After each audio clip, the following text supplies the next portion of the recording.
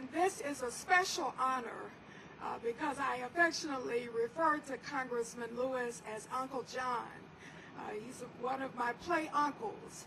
And as a third generation of the King family, it really means so much to stand here this day with my mother and on behalf of our entire family, and especially to read the statement on behalf of Uncle John.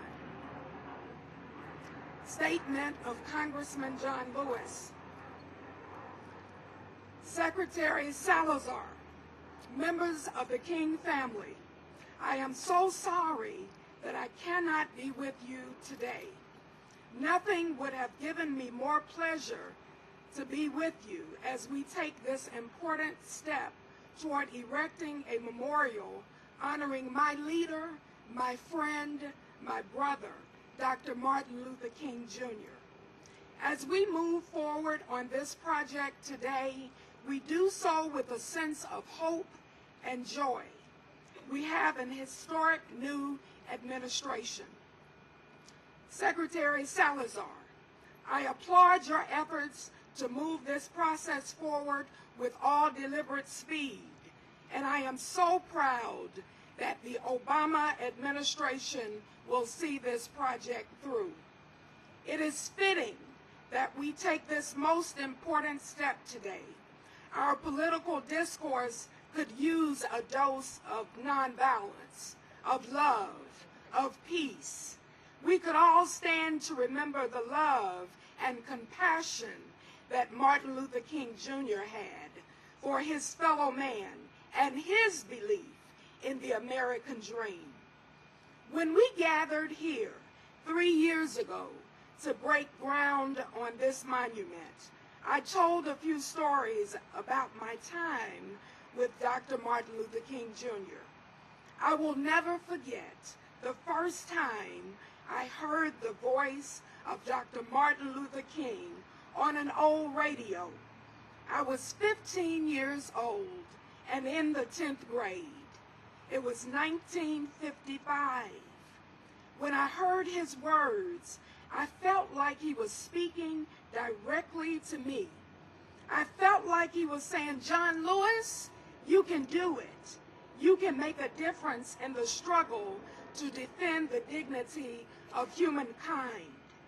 Martin Luther King Jr. inspired me and thousands of other Americans to get in the way.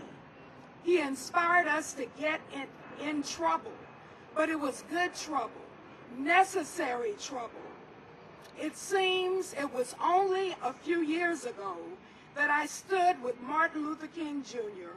and 8 other leaders of the civil rights movement as he spoke just a short distance from here on the steps of the Lincoln Memorial. And in that now historic speech, he spoke the words, I have a dream that one day this nation will rise up and live out the true meaning of its creed. We hold these truths to be self-evident that all men are created equal. In that speech, he said, I have a dream today, a dream deeply rooted in the American dream. He transformed those marble steps into a modern-day pulpit. He spoke to the conscience of us, telling us that the way of peace, the way of love, the way of nonviolence is a better way, a more excellent way. He inspired millions of Americans across this nation and human beings around the world to believe that we could create a beloved community based on simple justice that values the dignity and the worth of every human being.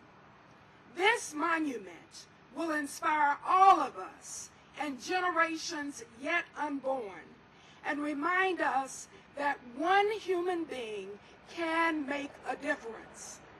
It will remind all of us that our work is not done and we must continue to work together to build the beloved community, a nation at peace with itself.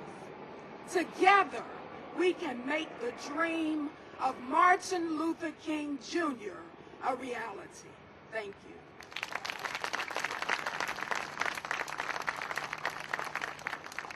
To the King family and to all of you who made this happen today, let's give you a round of applause.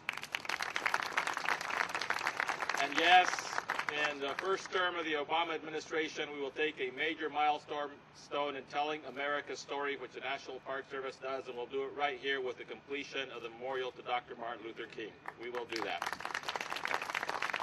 We are here today in large part because we were able to move a permit process through in a fashion that made absolute sense and was in keeping with the law, but it could not have happened without the great leadership of the Assistant Secretary of Fish, Wildlife, and Parks, and that is Tom Strickland, who is out in the back, not taking the credit, but he always makes things happen.